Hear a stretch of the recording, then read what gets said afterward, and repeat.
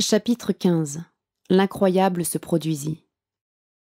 Anna passa près de Guy Sabatini, l'un des 4 gardes en faction à la porte du laboratoire de la SIC. Celui-ci lui sourit aimablement et la regarda toucher l'identificateur digital. Elle soumit ensuite son œil droit à l'objectif de reconnaissance oculaire et pour terminer, elle posa devant l'identification faciale. Les 3 dispositifs affirmèrent qu'il s'agissait bien d'Anna Pyrrhus, éthologue et neurologue employés par la SIC. Tous les gardes la connaissaient bien, mais c'était la procédure. Y déroger eût déclenché les foudres du colonel Floyd. Guy aurait eu du mal à cacher qu'il la trouvait plus que séduisante. Lui souriant affablement, il s'apprêta à la laisser entrer sous les regards attentifs de ses collègues qui pointaient préventivement leurs armes dans toutes les directions. Mais avant qu'il n'ait eu le temps d'ouvrir la porte blindée, l'incroyable se produisit.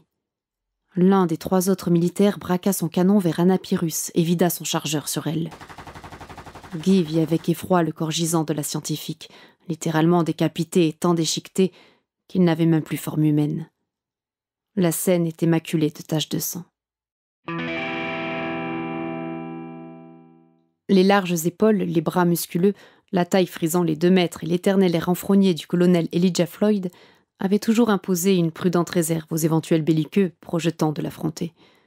Déjà, autour de ses 18 ans, le bruit courait que dans les bagarres de sortie de boîte de nuit, il lui arrivait couramment de briser quelques bras et jambes de ci de là, pour démotiver ses agresseurs, selon les paroles que cette rumeur lui prêtait. Le colonel s'emporta dans ce que l'on eût aisément pu appeler une crise de nerfs. Il interrogea et réinterrogea Yves Badol, le soldat qui avait tiré. Celui-ci restait dans un état d'abattement et d'hébétement si grand qu'il était difficile d'en obtenir quelque chose. Se tortillant sur sa chaise en se tordant les doigts, il répétait que, à la place d'Anna Pyrrhus, il avait vu un inconnu armé, s'apprêtant à tuer Guy Sabatini. Par réflexe, il avait tiré sur ce mirage, découvrant ensuite avec horreur ce qu'il avait réellement fait.